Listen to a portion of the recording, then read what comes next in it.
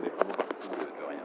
Ben oui, ben c'est très encourageant, effectivement. C'est vrai que, surtout le livre, c'est vrai que le livre continue à exister, hein, malgré Internet. Le livre continue à exister, on publie nos ouvrages en e-book, mais les deux, encore une fois, on le vend en poupe.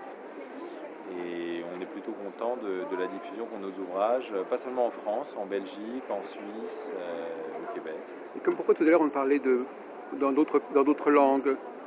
C'est-à-dire qu'il y a certains de nos ouvrages pour lesquels nous vendons des licences, par exemple les 8 circuits de conscience de Laurent Hugli, que nous avons publiés, viennent de sortir en anglais mondial chez Inner Traditions, donc sort aussi bien en Angleterre qu'aux États-Unis, au Canada, en Nouvelle-Zélande, en Australie.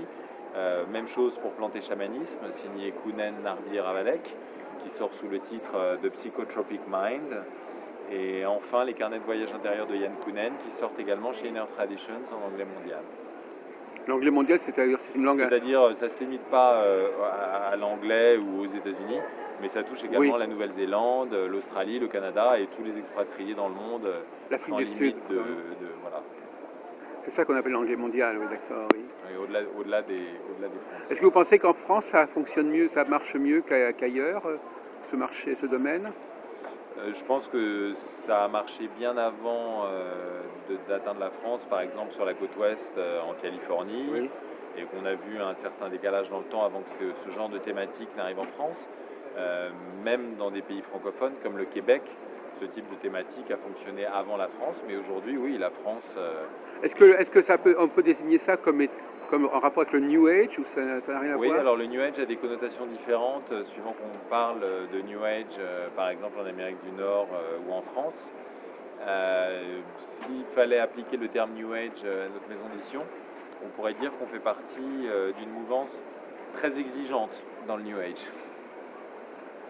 Qu'est-ce que ça signifie pour vous, exigeant par rapport à... Ça veut dire des ouvrages de référence, mais surtout des auteurs pionniers qui ont vraiment été à l'avant-garde de la découverte, de l'écriture sur ces différentes thématiques du channeling et du chamanisme. Donc pas tellement une seconde vague qui va surfer un petit peu une mode, une tendance, mais bien des auteurs pionniers qui eux-mêmes ont été à l'avant-garde de ces mouvements, qui eux-mêmes ont fait l'expérience de ces différentes thématiques, de ces différentes découvertes qui font parfois l'objet de livres plus personnels dans la collection témoignages, qui sont plus des essais ou des manuels dans la collection chamanisme, mais des témoignages de première main de la part de gens qui historiquement ont été les premiers, qui parfois ont été suivis, imités, mais qui eux-mêmes ont signé des témoignages de première main et non pas des ouvrages de vulgarisation qui sont venus une génération après. Et donc par exemple le personnage de Castaneda, ça vous parle, c'est important, ou c'est quelqu'un de surfait ou...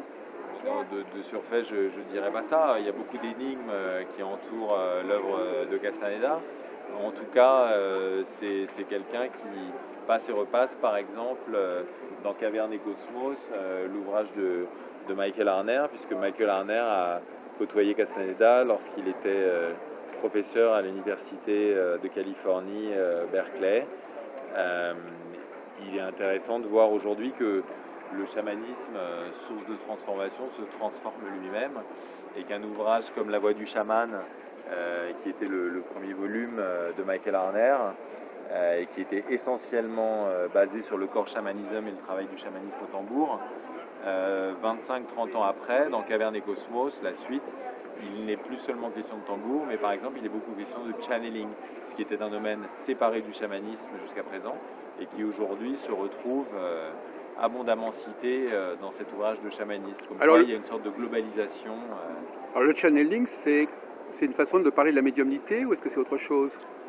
Peut-être une façon de parler de la médiumnité, en tout cas des auteurs qui n'estiment pas être les auteurs du texte dont ils accouchent, mais qui pensent être des canaux, donc de canaliser, que ce soit leur guide spirituel, une entité, un groupe d'entités, parfois leur moi supérieur, comme on dirait, et qui vont accoucher d'un message dont ils ne pensent pas être l'auteur d'origine, mais ils pensent être plutôt le réceptacle, le médium, pour une forme de connaissance plus large que celle à laquelle on a accès habituellement. Donc vous pensez que l'humanité du XXIe siècle sera de plus en plus guidé et contrôlé par des entités extérieures? Contrôler, je ne sais pas, guider si on le souhaite. Ce qui est important, c'est de se rappeler que nous sommes les maîtres à bord, nous avons l'autorité, à nous de décider ce que l'on souhaite faire, ce dont on souhaite s'inspirer, à nous d'être particulièrement vigilants également dans les sources d'inspiration que l'on choisit. Comment un auteur peut-il prendre conscience qu'il est dans le cadre d'une influence de Chanel?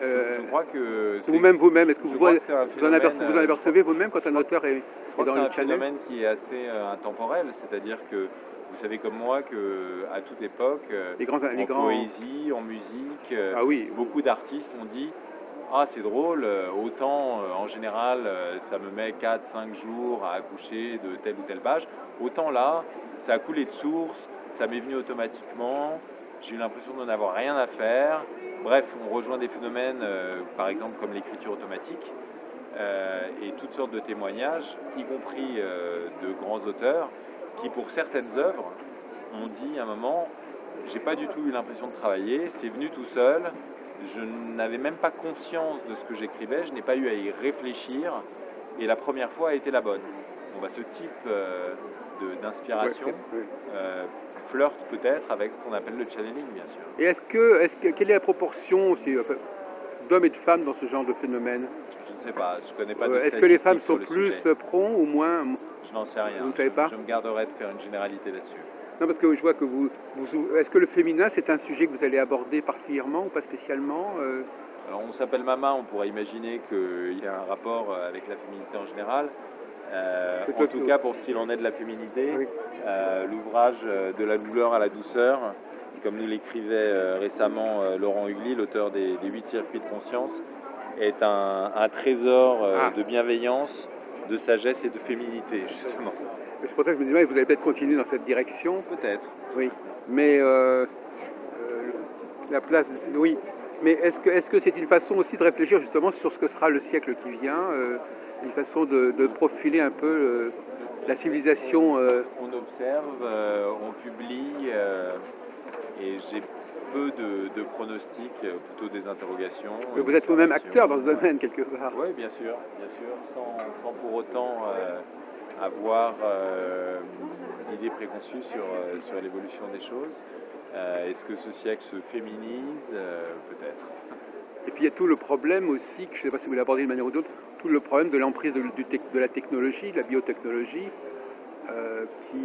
parce que c'est une sorte de parallèle, parce que d'un côté il y a le chamanisme, de l'autre côté il y a les machines, et le Matrix, etc. Enfin, il y a aussi, c'est une autre option, il y a une sorte de dualité, là, de dualisme, entre, ça fait penser d'ailleurs aux travaux de science-fiction de Dune.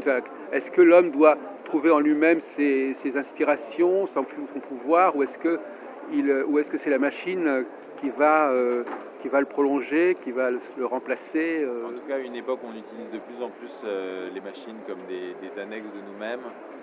Ce qui semble particulièrement visible, c'est que les gens ont besoin de se reconnecter avec la nature. Voilà, justement. Souvent d'une déconnexion avec la nature. Voilà, c'est ça. Et à une époque où on est de plus en plus connecté, où on est de plus en plus habitué à fonctionner avec ces outils, ces auxiliaires, on a beaucoup de lecteurs qui cherchent une reconnexion avec la nature, une reconnexion avec eux-mêmes, au-delà de la technologie, vers des mondes intérieurs et vers les forces de la nature, tout simplement. Merci beaucoup.